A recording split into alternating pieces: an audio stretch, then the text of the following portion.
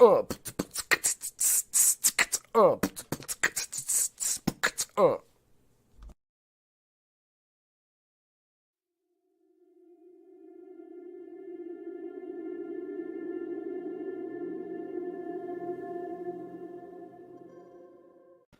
morning, everybody on the internet, y'all. What up? It's your favorite Huckleberry, Chef Rodney 117 here from Deliciously Dope. Here, as always, with the gorgeous Eric Eating from Mothers Infusions. Eric, how are you this morning, dog? I'm great. How's everybody out there? What's up, Chef? How you doing today? Pretty good. Got a new office chair. Can't complain. Kind of springy. It's fun. It's pretty cool. A lot of big things going on in the whole Deliciously Dope world. I love it, man. I love it. I love doing this. But today's guest, now, y'all, making some moves in the world, let me tell you, straight from Chi-Town. Like, it's not even a joke. It's you got to be able to blow hard enough in the Windy City to make life from yourself. And our next guest is doing nothing but setting the standard to what can be achieved. It's the epitome of, I'm gonna say it, so I'm gonna do it. It's the whole I am insert different verbiage here, and then you become that. Without any other further ado, y'all, I'm gonna go ahead and give you Chef T.A. Johnson, y'all. T.A. What's going on, guys? What's going on? How are you guys doing? How are you? Good. Glad to be on the show, guys. Glad to be here. On the show for sure. Absolutely, dude. Absolutely. Yeah, man. What's up? What's up? I'm going to ask you real quick, how was it being on Guys Grocery Games? Like, because I remember you did that a while back, wasn't it? Yeah, about 4 years ago. Yeah. It was an amazing experience. It was mind-blowing. It basically showed me who I was as a chef. If you guys see here, this is my lovely girlfriend, Mara. She's here with me right now. Good morning. On the show as well. Morning. You're Rodney. This is, he is. That's a good thing. Yes. It's a great thing. It's a great thing. Yeah, I would hope so. Man, it was such a blessing to just be on that show, to be recognized for my talent. And people said, "Well, you got our first round." I said, "Hey, but I got there." Yeah, exactly. And it really helped my career. It really launched me, and people started knowing who I was, rather than just being local. I've gotten fans from all over the world. People from Africa, people from Israel, France. I mean, people who are from South Africa, who are chefs now in France, and send me stuff all the time. People wanted to open up restaurants with me in what was that, Da Nang, Vietnam. So it's been a blast, man, because it truly has been a blessing. And that to me was like, this is on the beginning, so only up from here. Yeah, man, it was. How do you feel that kind of impacted the way that you look at food? I mean, because, like, for example, you do something like that, let's face it, it's exciting. It gives you this like reinvigoration of, I can put food into this and doing that. So what happened like after that? I know it kind of like juiced you up a little bit. Man, it got me to the point where I said, I'm always a student. Mm-hmm.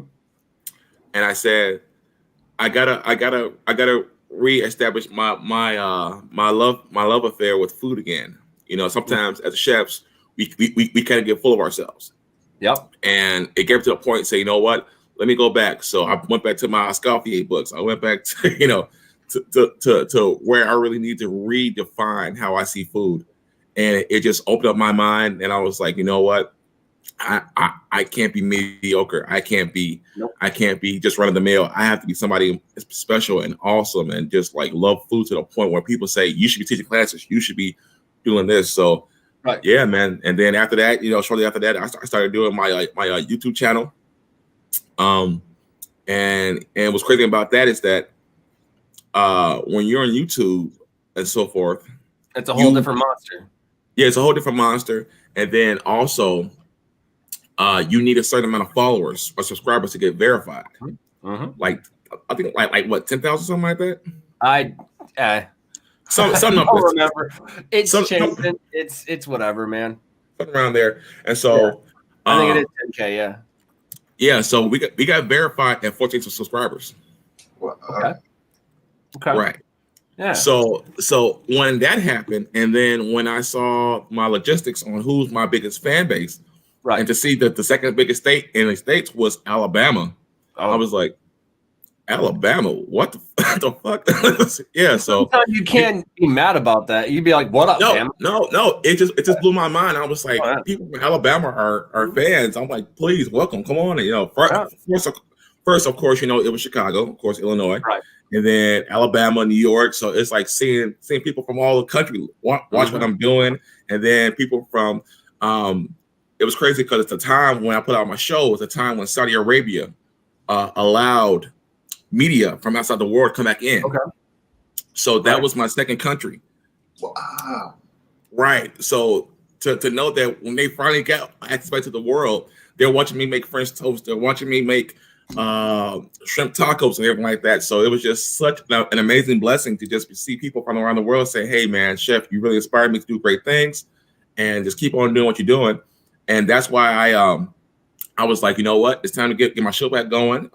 And after that, I started studying cannabis, man. I started really wanted to understand, besides just being a connoisseur, more of a somebody who loves cannabis as much as he loves food. So I went to school, man. I got certified through TWT University. I got my certificates, whatever, and everything like that. So I was like, if I'm gonna do this, I'm not gonna do it because offer experience, but I'm gonna do it off education, so people can really be touched and blessed through cannabis and food. Absolutely. I had the pleasure to come to Chicago this summer and sit down with you. Oh, that was a blast. That was sublime, my guy. I was man, I was like, dude, can you stay longer, man? Because it was just such a wonderful time. We went, had pizza, we went and just had this amazing experience. Oh yeah, dude, Chicago has forever left what's the word that I want to, and it's okay. So the Chicago skyline, as you're driving down, I forget the highway because I'm not from Chicago. Lakeshore Drive.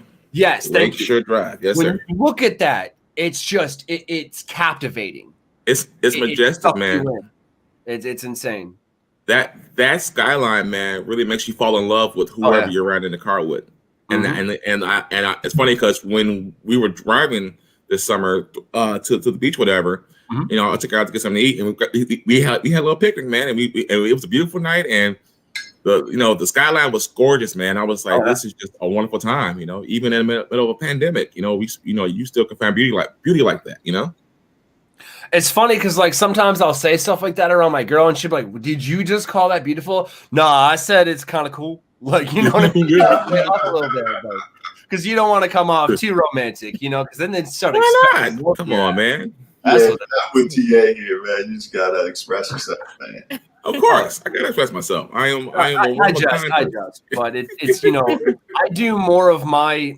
I have to think about something for sure. And that's the kind of writer in me. I have to think about it and be like, okay, so what verbiage do I want to do to kind of encompass and captivate the audience reading this, And so I'm really trying to transition that from just writing to using my own goddamn voice for it, really. That being said, when I was there, we sat down with, Danny Espinosa and his crew at Santa Masa. Right. Edgar Ramon from Chamba Life. We said, what's up? We all sat down, and I don't know that I've ever felt a kind of welcome such as that. I'll be honest with you. That being said, COVID didn't really get to travel much, so it's kind of, it is what it is. But I'm always going to remember that clearly, because when we sat out back at Santa Masa and just sat there and passed that joint, there was that connection, and I looked up, and all you could see was kind of clear skies with a few clouds. All right, cool. And then the moon, right? You can see the outline of the moon. It's in the mid-afternoon. So I looked up and I'm like, the sky is not the limit for this because there's footprints on the moon. Exactly. That's it. Exactly. And to me, that clicked. And I was like, I got to do this. Not to mention, Danny's tamales. Bro. Fire. Like. He said one of the most illest things I've ever heard another human being say. Excuse me. He was like, check this out. He goes, where else in the world can you find a place like Chicago where you can use good tamales, great tamales, as a form of currency? I go, what do you mean? He goes, check this. Look how much gas I got, because we were cruising around. He's showing me the sites, and he had a quarter tank. He had, a thing of tamales. Now, the guy at the gas station walked in, paid for gas and tamales, dog. Like, I'm like, shit. That's fair. To me, the barter system, I would love that. But I can't make tamales good like that, so I guess I'm tamale poor. But at the same time, Chicago, it's the train ride in was terrible. I took an edible and I was like, all right, so I'm on this train for 7 hours. I'm gonna need, so I tried to dose it out. Train rides are not fun. They're not fun at all. No. Unless you have a group of people and you guys are like kind of like sightseeing. But if besides that, man, like train rides are more like, all right, let's do this. Let's get to where we're going. Because and I tried to sleep and it's just like you just keep knocking around and so I took a little bit more, of an edible than I normally would have. And I was just like, hey, this will knock me out. That didn't work. Nope. Knocked all my crew out. Yeah, they're gone. They're snoring, drilling the whole nine. I got pictures to prove it. But I'm just sitting there, kind of slightly nervous, for Chicago. Like, pandemic, the riots just happened. Like, I'm white and tattooed up. They're going to, I'm going to get shot because people are going to think I'm an Antifa or some shit. And it's just like, I'm a little nervous and anxious, but at the same time, I'm higher than shit. You know what I mean? So, yeah. Speaking of which, I learned something this week that I want to pass forward to you guys, if you don't mind. I learned that it's no longer supposed to be called the entourage effect. Really? It's the ensemble. Okay, so think in orchestra. Each instrument has their specific, sheet music, their place in the ensemble, the orchestra, if you will. To say it was an entourage effect, think movie star. So one movie star followed by all kinds of other people creating thus entourage. That means you're taking one cannabinoid and lifting it up. That's not what happens. Okay. So the ensemble is, instead of taking one instrument, yes, you can have a trumpet solo or something, but there's also, background music and stuff. You know what I mean? So the ensemble is really just about all of them and lifting yourself there. You know what I'm saying? And creating that effect, if you will, that high, that comfortableness, whatever you want to call it. Adam Brooke told me that. Adam Brooke has been in the game for longer than I've been alive. So when an OG drops some knowledge like that, and then it's immediately vetted by other people, you absorb that. I mean, you change that, and so that's kind of why, like, and he's a no bullshit type of person, real talk. Like, he's like, no, you're wrong, and here's 10 reasons why, but let me correct you. I love that.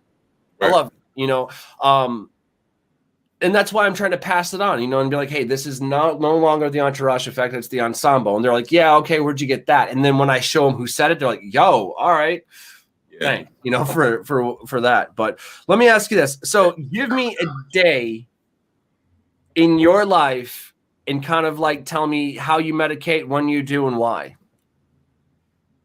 Is that for me? Yeah. So I look at cannabis as a spiritual gift. Okay.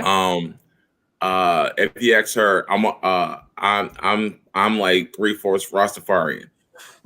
Like I wake up, smoke. I put on my reggae.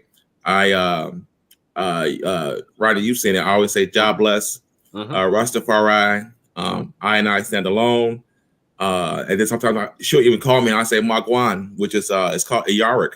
Yep. And Magwan means hello or how are you?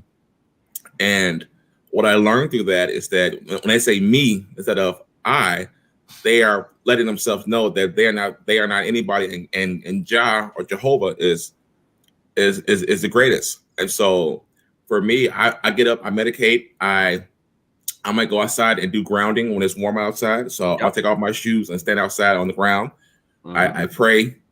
I send blessings to her. I said, have a wonderful day. Have a blessed day.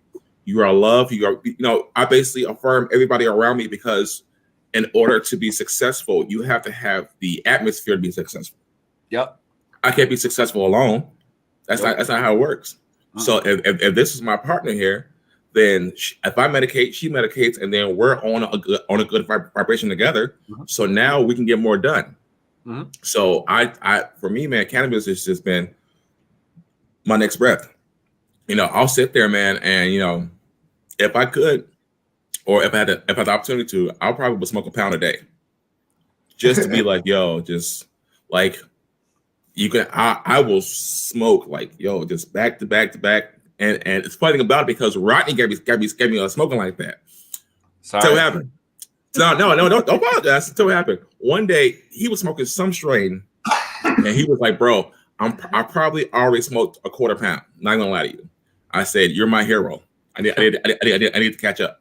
So, like man, I'll just sit there and smoke and it's funny because I was once the black sheep of my family for smoking so much. And now all my family comes to me like, hey, you got a good strain I can get? You got some edibles? You got this? I'm like, yeah, I got all that. Come on through. Yeah, I got all of it. Come on.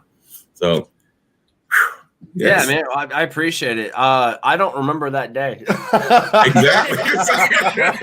I don't remember that day. Oh, my God, Bram. I mean, his eyes were like.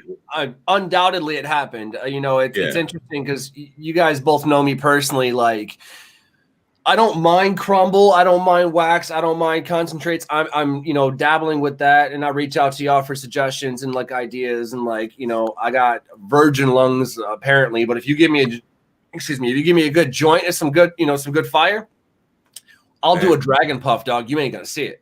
Like, you'd be like, yo, that joint was double in size when I just turned around. Where'd it go? But you ain't want to know. You know what I mean? That's my point. I will smoke flower until the day I die. When I die and you guys ain't burying me with some pre-rolls, we're going to be a little pissed off spirit. All right? So just know that. But no, I do smoke a lot of flower.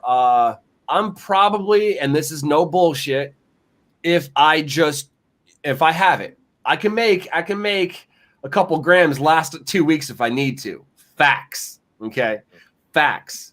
If I know I got to stretch it, you know, it is what it is. We all do this, but I can smoke without a doubt an ounce in one day. That's not even a question. That's not even a question. Because when I roll joints, they're not your little skimpy, like, no, it's yeah, man. It's just, I really like what you said a minute ago about you know, having the people around you that, you know, you kind of help build like a symphony of people, kind of like what we were just talking about with the ensemble effect or the symphony effect or the jam band effect, whatever we want to call it. Right. Yeah. It's, you know, having those right people that are on the same page and tuned in right with each other. You know, I think that goes a long way. It's like a synergistic effect. Oh, absolutely. Just like the cannabinoids, you know, we all help each other in more ways than we can just, you know, help ourselves. You know, and it's like a give and take, but a synergistic relationship when it's all balanced, right? Oh yeah, right, exactly. I mean, look at it this way, and that's exactly, you know, from what I understand, that's, you know, basically what Rastafarianism is. You know what I'm saying? Right. It's about, you know, encompassing the fact that we are all connected through Mother Nature, X, Y, and Z. So if you just take that basic construct, that you know, that thesis, if you will, and you add it to cannabis and the endocannabinoid system, I mean, come on, you can't get more, you know, fucking like plain Jane than that. It's very clairvoyant, very plain to see. It is what it is. So for y'all just tuning in, we're talking about the endocannabinoid system and how it's no longer the entourage effect, it's the ensemble effect. And that's brilliant. You know, Eric, I've been working with you a lot lately, you know, talking about mixing other like plant material into the cannabis that we consume, such as mullein, such as marshmallow, such as, you know, all kinds of different herbs that have these, you know, these effects, you know, whether how you ingest them or smoke them, however, you know, you do it. I know that there are people out there, and I've seen this before, but I never really truly understood it because let's face it, I was too medicated to really pay attention, but you know, it is what it is. They would take they'd have little mini jars, you know, they're little masons, and they would go in there and be like, I need a little bit of this, I need a little bit of that. And it's like they passed their little smoking piece down this little buffet line and put stuff in it and then kind of gave it a little stir and then lit it on fire. And then just, you know, they felt great. I found out later as in like a week ago, 2 years later, that it was mullein and it was like a little bit of marshmallow. She would actually put rose petals in there and things like that. It was like all kinds of crazy shit. And I asked her, I was like, hey, where did you learn that? And she goes, you're an idiot. Our family's been teaching us forever. For those of you who don't know me, I'm Nordic. Not the Nordic that, hates people of color and everybody else. I'm a Nordic guy that really just follows kind of like the old gods and Mother Earth, really. So paganism at its finest. That being said, we have a lot of, cocktails, and it's interesting. I met Eric and I'm like, you would love my aunts. You know what I'm saying? They're pagan as shit. They've got their drinking horns and the whole nine. They make their own mead. I love my family. I love my family. Dope. And the cool thing is they're going to help me grow like mullein and all these other plants. I've been talking to Eric, like, hey, which one should I get? Which one's wild everywhere. I will help you identify Absolutely. that. Absolutely. Find it everywhere. It's a really good base for any smoking blend. That's something that we had just started working on a line of products with those exactly what you're talking about. Different herbs blended into CBD pre-rolls and THC pre-rolls. And, our first mint is going to be a chamomile, lavender, sage, and mullein. And I'm telling you, every single time I spark one of these up, it's like the first hit, I just feel this calm, relaxing feeling. And waiting on some supplies to get here, but it's looking like next week we'll have that product available. Nice. It's really exciting because I was looking up all the terpenes and all these to add it onto my packaging and stuff like that. And like sage has over 96 terpenes in some types of sage and stuff. So like some of these other herbs have some terpenes that cannabis doesn't have, and a lot of them share some of the same exact terpenes that cannabis has in them too. So you talk about boosting some terpenes for specific things, whether you're trying to calm, relax, get rid of pain, sleep, there's herbs for that, And, I'm telling you, these blends of these herbs, I'm really into it, and I can't wait to try to educate people and get this out to the average person. Yeah, man, I love it, man. I actually got into that. A friend of mine, Efron Rice, Rodney met him. He got me on to putting lavender stuff in my joints. And I was like, what the hell is this shit? I was kind of angry. I'm like, what the hell is this shit? And then he was like, bro, just trust me. And I've never been the same. I mean, it helped me. It actually helped me get over a lot of stuff in my life. Having those different things in the joints. I mean, it gave me a spiritual awakening. I saw life differently. I actually met her smoking lavender joints. So I have to thank him for that, because I met this beautiful lady over here over my life. So yeah, it was awesome, man. I know. I started making some lotion because that's what I'm doing for Christmas this year. With COVID and everything, y'all, it's just kind of like everybody's getting lotion. Exactly, everybody getting lotion. Everybody's getting lotion. So I thought about, what can I put in it, and what to make it smell good? Because some people don't like that cannabis smell. Some people love it. Me personally, I love it, but that's, fine. And so I started using some distillates and stuff like that. And those do have a smell when heated up, and then you're not sure. So what you add to it. So I added some patchouli to it. I mean, now my house smells like a bunch of dirty hippies, but we're not going to talk about that. Yeah, we're not going to talk about that. No, I added patchouli to one. I added eucalyptus and mint to another. I made it smell good. You know what I mean? And Merry Christmas. You know what I mean? That's what's happening. Very good. Huge shout out to Magic Butter Machine. I got a video coming out soon to show you guys how to make, your own lotion. It's stupid simple. I want people to know that. That way, if you don't like lotions that are available out there, I know, Eric's got some amazing stuff. I know my boys at Crystalline's got some amazing stuff. I know, everybody at Chillax has got some amazing stuff. But let's say you don't like any of that, or you're just like, I'm a DIY. Go pick up a Magic Butter Machine. You're going to use it for not just food, but for lotion, for tinctures, the whole nine. If you don't want a Magic Butter Machine, that's fine. Hit up Eric from Mothers Infusions. He'll teach you how to do it without that. So we got you covered. 25% off for the holidays, all the way through the holidays to the into January, and it's also free shipping included on that. There you go. Mothersinfusions.com. We got some awesome balms, pain and relaxation balms, the THC and the CBD ones right now, and beautiful blend of herbs and essential oils and things to just relax the body, calm yourself, and it really does wonders for pain. So we've been getting some amazing feedback over the last couple of years. So come and check us out. Hell yeah! I Now, was to order some now. Would it be here by Christmas? yeah, yeah, it probably will. Right. With USPS, who we go through, usually it's there after shipping within a few days. Within a week is usually, even when I ship them out to California, Texas, Arizona, and stuff, it's usually there within the week. yeah, it's perfect. I mean, worst case, listen, if I accidentally make a trip to Chicago and I accidentally bring it with me, that's all I'm saying. I mean, it's here. You're here. So, You're right. What I got one of the OG jars right here. Like, this is OG. Like, he's like, yo, this is just my R&D conceptual jar. Like, that's our what do you think? So that's like our You're more than welcome, man. Yeah, come on by. Yeah, we're good. Come on through. I'm gonna be honest with you. I'm gonna let the COVID stuff die down a little bit. That's a good question though, because like now it's getting to the point, and I'm gonna foot meets mouth here because I kept talking some shit, and then nature's like, oh yeah, all right, well screw this. Here you go. I had this theory that people that smoked a lot of weed or a lot of cannabis really couldn't catch COVID because of X, Y, and Z, or whatever have you. Now, to spin off of that, to kind of politically correct myself for a second there, yes, that's not entirely true. However, if you have had COVID, cannabis is going to make it easier to deal with the symptoms before, during, and after. Okay, so it just makes everything easier. Most of the medication says that. My theory based off of that, just a personal theory, was, who do you know that smokes hella weed and has had COVID? You couldn't name anybody. You really couldn't. But the biggest issue is this.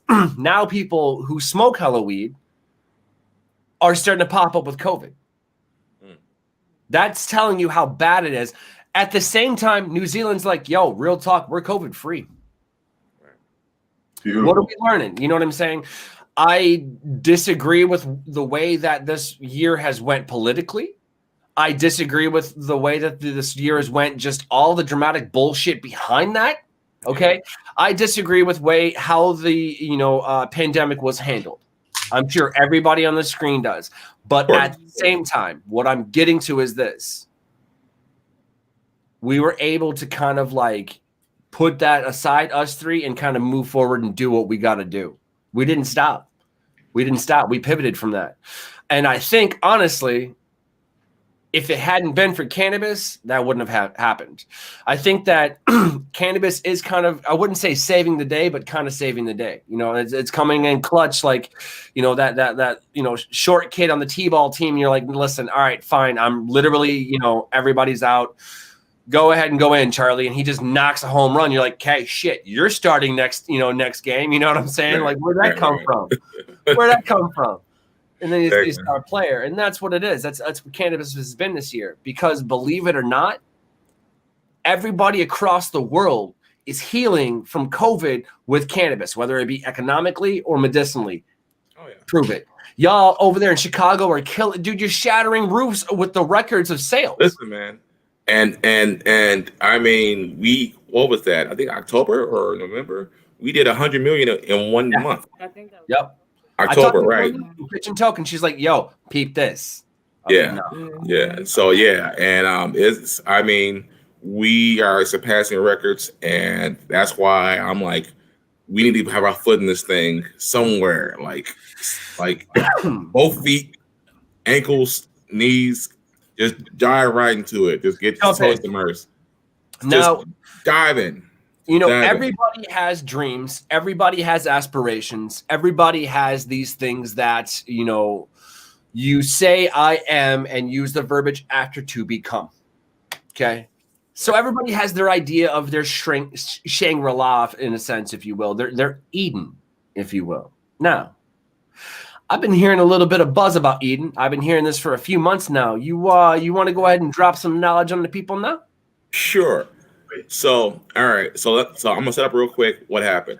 Lost my job at a restaurant. was in a depression because I had just gotten a job. I went out to Michigan for 8 weeks. It trained immensely, like this.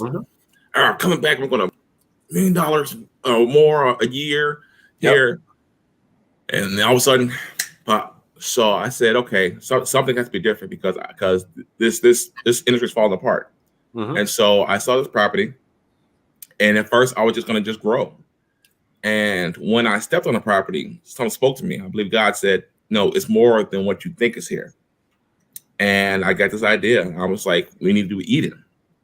And the reason why I chose the name Eden, because Eden represents a time when man was closest to God. It represents a time of when God was not so distant from us, from our own egos. And so I was like, we need to create this again with cannabis. I believe cannabis is probably the most powerful thing in the world that brings people together, like you said before. So I said, imagine a place where it's heaven on earth, where instead of worrying about where you can smoke anywhere. If you do yoga, you can come here and have yoga outside, and everybody's smoking and doing yoga. If you have your dogs, we'll have CBD pet shops. If you want to come there and just relax for a week and be on our lazy river, go ahead, come on, grab a tube, float on down. And so these ideas start pouring into me, and you can ask her. I was not on social media for about a good month, just writing out what Eden is going to be. I said I can plan it out. I have to go look again.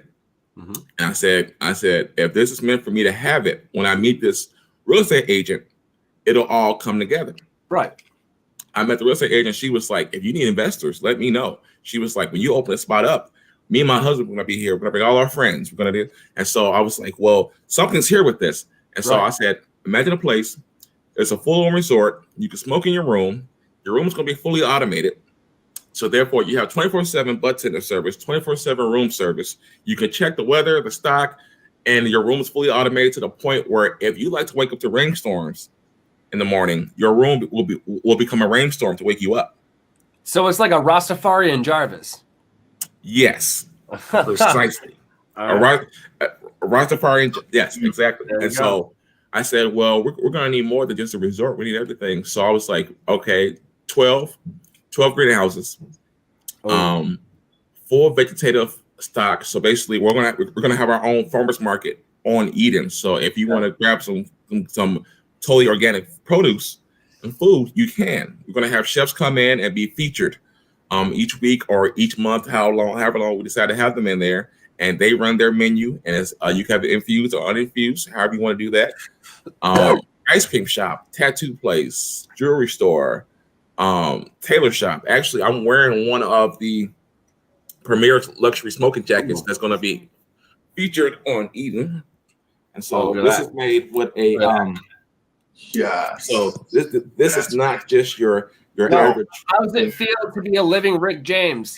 It's beautiful, baby. It's beautiful. That just screams super freak. I'm sorry, like super freak. No. Yes. And I want people to understand that stoners are not just a bunch of people who sit in their house and smoking. No. We want to present stoners as a high society. Yes. We a literal high society. Exactly. So I said, here's this place. It's beautiful. And it's funny because when I showed her the picture, she was like, oh yeah. I was like, you have to see it. You have to see it. It's totally different on paper than it is in person. And when I tell you, you will find peace just stepping on the property. I mean, and you feel that vibe. Right. You feel the vibe. So to kind of tell you what I received from this, because I've been hearing about it, you know, and I might jest here and there, you know, with the Rick James jacket, but you know who I am. Yeah. I look at your Eden as a type of, honestly, and correct me if I'm wrong, but the idea, the concept, the ideology behind the Rastafarian Zion. Yes. Precisely. That's the way I look at it. And precisely. And that's what I want people to come there. I don't care who you are, what religion, what race you're from. I want you to come there to have peace. I want you to come there and say, let us come together. Let's eat together. Let's smoke together. Absolutely. And let's talk. Yeah. I want people who have dying relationships come there and find that love again. I want people who are distant from mom and dad come there and smoke with them and get back close again. You know, I want a place of peace where you can come there and you're not judged for how you look. You're not judged for who you love. You're not judged for how much you smoke or anything like that. It's a place where you can come and say, you know what, this is so beautiful. I don't want to leave. Mm-hmm. And I want people to feel that comfort of all you have to do when you come there is park your car, and that's it. We're gonna pick you up and drive you in. Right. We'll have shuttles with automated screens in there, giving you a tour of the place, whatever. You're gonna see this beautiful, beautiful, this city village where you can come there and you can sit there and say, hey, you know what? I don't feel like leaving my room today, but I need some weed. And they say, you know what? Hey, go on your TV. How much do you need? Get to you right now. Ooh, That's beautiful. And so it's just like we're going to have everything on there. We're going to have weed bars where you can go in there and say, hey, I want this many grams or ounces rolled up. I want this. So basically, you're going to be pampered all the way around, and you're going to have the amazing experience. We're going to have a gift shop. We're also going to be growing industrial hemp. And so everything in the gift shop is going to be made from hemp. So you're basically here you go. Here's a tagline. Yo, we grow it, and roll it so you can smell it, so we can sell it. Let us know. Do it. Beautiful. Exactly. And so it's just been a blessing to just come up with this, man. And just I worked with a guy by the name of Reggie Bishop to do the 3D digital blueprint, and he did amazing work. And he was like, man, let me know when this opens because you got a lot of land left. And I got all these ideas, and we literally have acres left. So we're actually going to be opening up a private real estate firm. So if you want to buy a house on Eden, you can buy a house on Eden and live there. There you go. You know, right? Do you guys want to know a cool fact? Absolutely. So after this whole idea of his came to life, now this was earlier this year. Right. Mm-hmm. I want to say maybe like August of this year, we started hearing, oh, Mike Tyson has a weed Resort. Tyson Ranch. Right. Tyson Ranch. Yep. Right. So one of my friends, Darren Miller, he's actually the bud tender for Mike Tyson.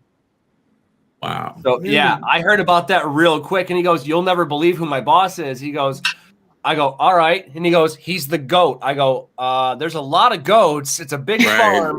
Which one you talking about?" Because when you say and hear me out real quick, when you're from Michigan and when someone goes, "Yo, I'm talking about the goat," you don't think Mike Tyson. No, you go straight to Detroit and you go Eminem. Because that's right. It's closer to me. Right. Like, no, Mike Tyson. I was like, I don't know. Floyd Mayweather might have something to say about that, but that was a whole different. It was a joke. Yeah. Only because Floyd's from Flint. That's all I was saying that about. And we were kind of talking, and he told me his whole survival story, and then he drops that just like you were saying. Yo, Tyson Ranch. I was like, shut up. I was like, Mike Tyson smokes a joint, and then you watch that fight that he just had. Where it was, it was a draw. Yeah. And he's like, I'm not gonna lie to you, I was high as shit for that fight. You're fighting, man. I might as well be high. Yeah, exactly. I'm about to let him punch me. Nah, I gotta be half for this. right. Let me get half first. No. Real quick. I can say this. I've had some Tyson Ranch. What was that? That's to get in the ring with Mike Tyson. How high would you have to be? Real high. Here's the thing. I wouldn't want to be high. Nope. And here's why. Let's think about the ensemble effect, all right? If I'm already high or elevated or lifted or however you want to call it, and I get punched, it's just going to kill my butts. And then I'm going to remember that, and there could be some PTSD, later on, because let's face it, he's going to knock my spirit out my body. I already know that.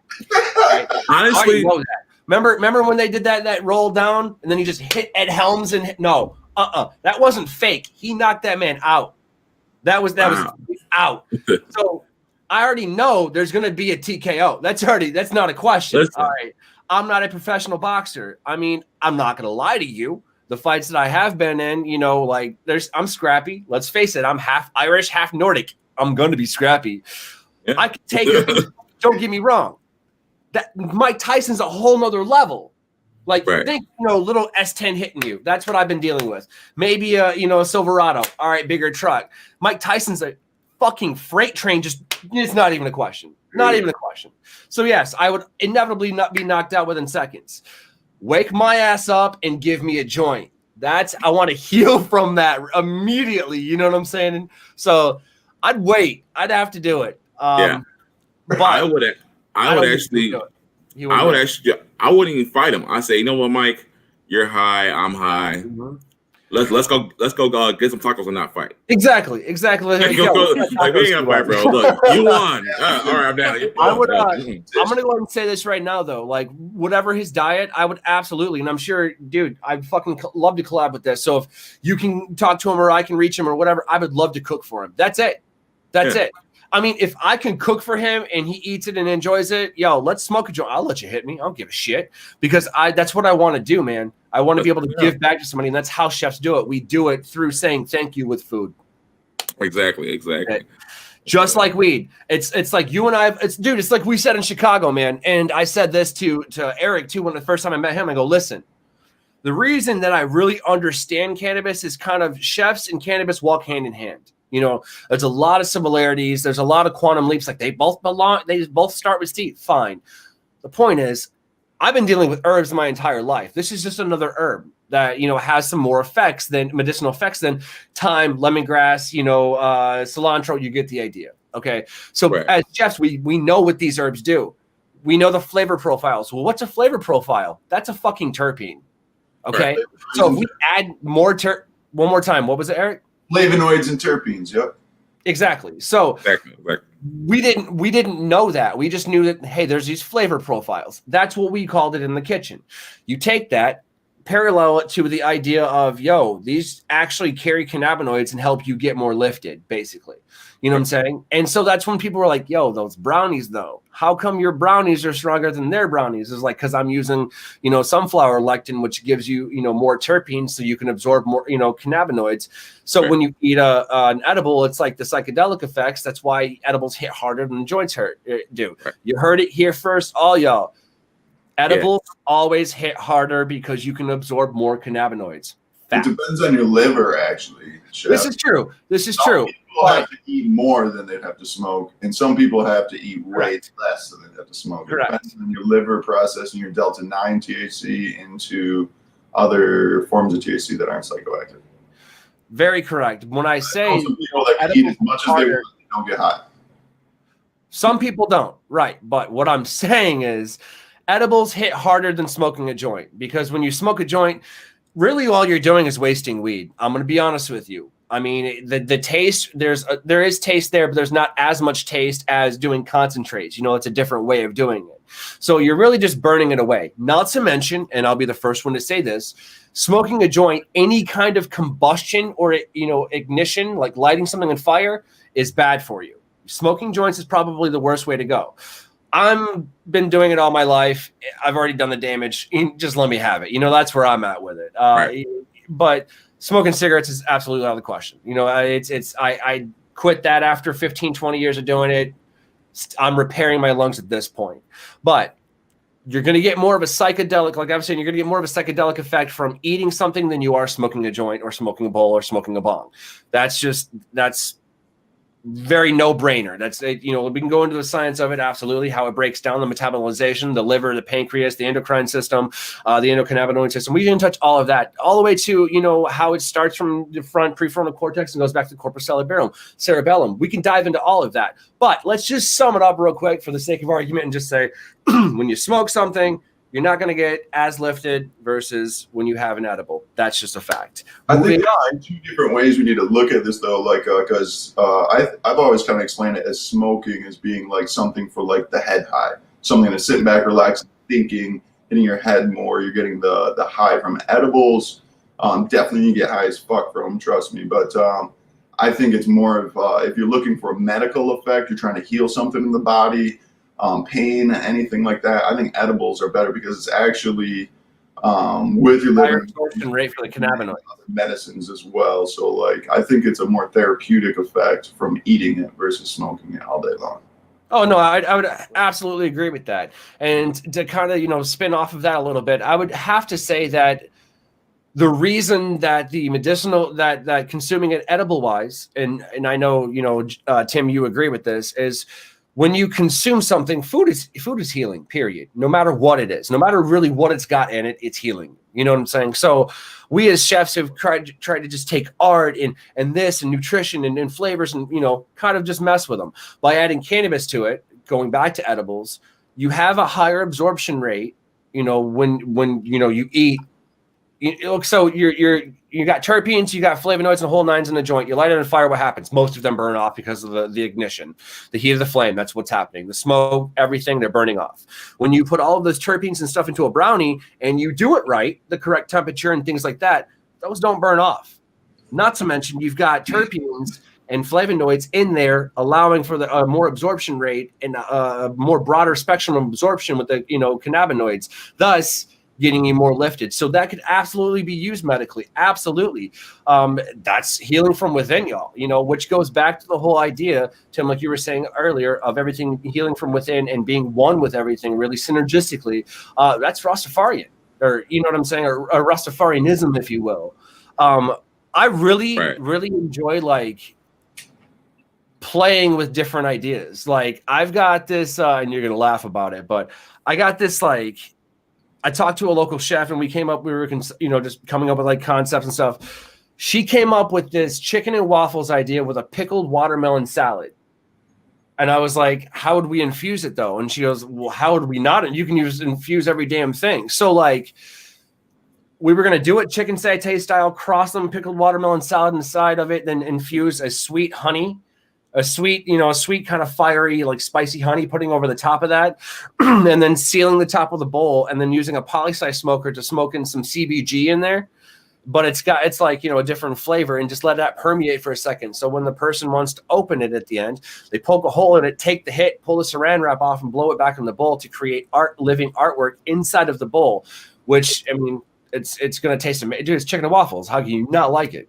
You know what I mean? Chicken and waffles is amazing. Then a watermelon pickled salad. Are you serious? And all of it has weed in it? Mind blown. Yeah, man. Make a maceration with the cannabis and vinegar, man. Oof. Yeah. It'll be, It's not hard. You just have to be careful, like, you know, of how you do it. Because you got to understand that, like, you know, how to say, like jalapenos don't really mix with, like, you know, what's the word? Like jalapenos mix with a lot of things. I'm looking, sorry. I really should not be smoking full gram rosin carts in the morning, but it's cool. My train of thought. What was it? For Thanksgiving, we had, so my uncle made a sweet potato THC pie. Yeah. And to be honest, he did it with, I think it was a magic butter machine. He did it with the machine. So he, you know, did it with the butter, cool, whatever. But I kid you not, this pie was green. The pie was green. Yeah. It was a sweet potato pie, but it was green. Right. And when I say that taste smacked the shit out of you, it was the most pungent. It was like, hey, here's weed. Yeah, that's how it was. I was like, So there's a country line that I believe goes, it's in a song, and I don't remember. I mean, I grew up a little bit, mostly in the South, like literally half and half, if you will. But it's in a song, and it goes, sweet potato pie better shut my mouth. That line, that's exactly what you're talking about. Like, you take a scoop of granny sweet potato pie, you know, especially if you had weed in the some bitch, you know what I'm saying? Green or not, I'm still going to try it.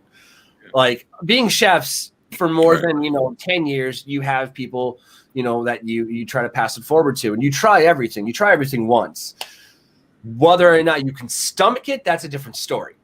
You know, so when I'm like, yo, I've had worse things in my mouth, like, it's funny, but at the same time, I'm not joking. Like, yeah, I had, and you have to do it. You're committed to it. Like, chef, hey, is this real right? And you put it in and just flour, and it just comes. Right.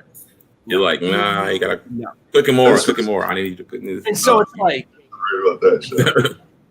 it's like I'll watch, like, you know, Anthony Bourdain in his shows. I'll watch, you know, Gordon Ramsay and all these other chefs, Guy Fieri. I'll watch them try this food and just like, that shit's nasty. You know, spit it out. There you go. You know what I mean? And it's just like, It's one of those fermented duck eggs. I believe it's from like Taiwan or the Philippines or something, but they smell terrible. And you Yep. feed the duck. No. It's called Baluk, right? Try it, Something like that. but Baluk, not like Palau, Yeah. something like that. Yeah. It's in the Philippines. Yeah. Not separating their trim properly and stuff, and also using a lot of fan leaves. Yep. And that's where you'll get that green. That's the chlorophyll coming out of there, And if you use a trim like that, you got to go like slow. You can't get it too hot, or else all that chlorophyll is going to come out of there. And working with good buds or good trim for the edibles and making those oils is important. So pass that along to the uncle over there. Absolutely. I will, because there's a lot of stuff that he makes, but his stuff is very. I have to work with him on his flavor profile. I have to work with him on understanding food. And I think the biggest misconception people think is that, I can put weed in anything and it tastes great. I'm like, yes, to a certain extent, but you also have to understand the balance. You have to understand the balance of flavors, the saltiness, the acid, the fat, because if you get any of those off, you're going to have a bad food experience and it's going to turn you off from something. So that's why, when I do my edibles, and, I just did an event with Chamba Life, and I believe you have to understand the full That looks plant. lit as hell. I'll be honest with you. Huh? I said that looked lit as So hell. what? Seriously, like fucking you threw down, homie. Like that's like a question. Yeah. Like, man, this whole pandemic, man, I've been reinventing myself as far as to food, as far as like how can I make people want to just grab the food through the screen. And so just redefining cannabis experience through food is where people get blown away. I can give you cannabis through anything. I can give you cannabis through waffles. I can give you cannabis through marshmallows. I can give you cannabis through pasta. Like anything you could think about, I can morph it into an edible. You won't taste it, but you will feel it. For my birthday, he did create an entire dinner. I had this really big, and I can't drop their name just yet because we're still kind of editing the whole episode, but I had this really big cannabis group that I belong to on Facebook reach out to me, which was awesome. They're like, yo, we have like 200 or 300 people who all want to do this Zoom call and like do this session where we've picked out a bunch of questions that like we kind of, and like you just answer them in 5 minutes or less, and it's kind of speed session, you know what I mean? And so like it would call out their name and like we videotaped this, and one said, what can you not infuse, or what can you infuse? ? That was it. And I go, literally everything. Next. Like, that's what I said. And so that person fired back a message to me, and they're like, that's not true. You can't infuse water. I was like, but you can.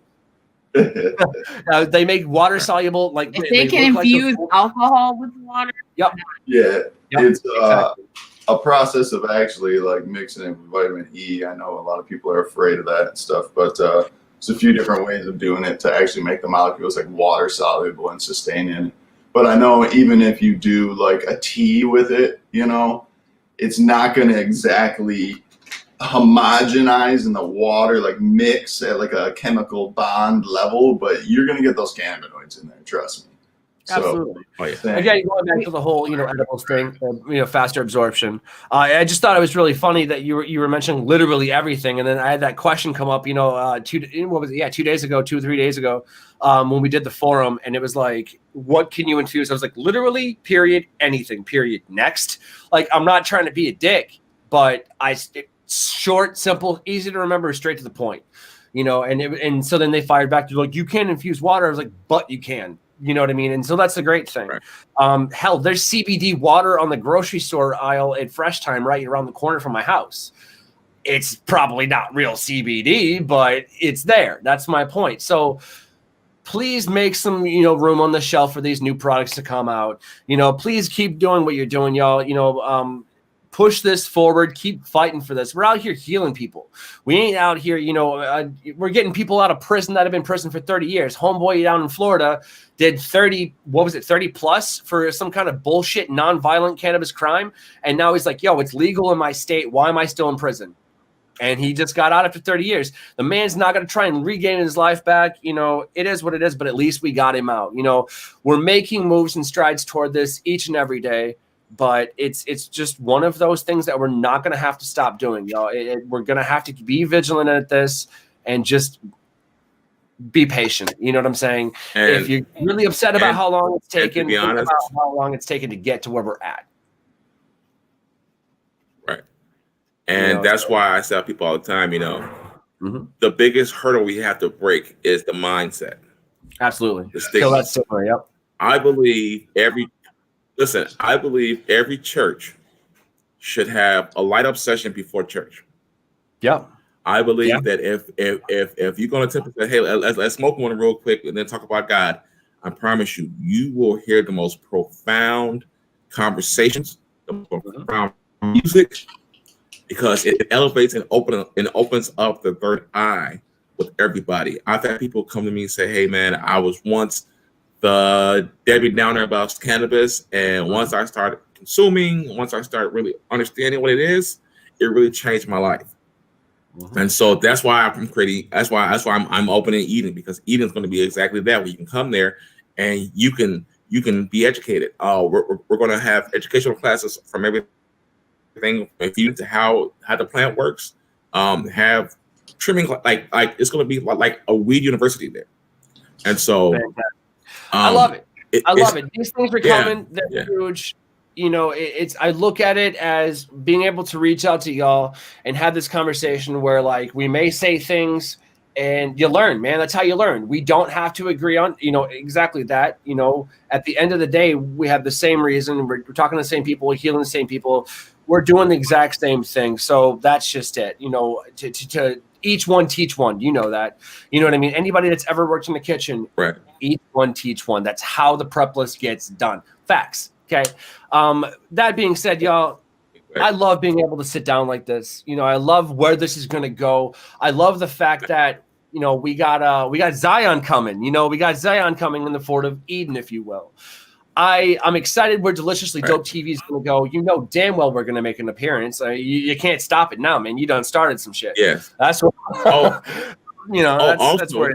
Also, real quick, Rodney. I think I told you this before, but we're going to have a full TV studio on Eden, and you guys are more than welcome to shoot as much as you need out of there. Let's do it. We're family.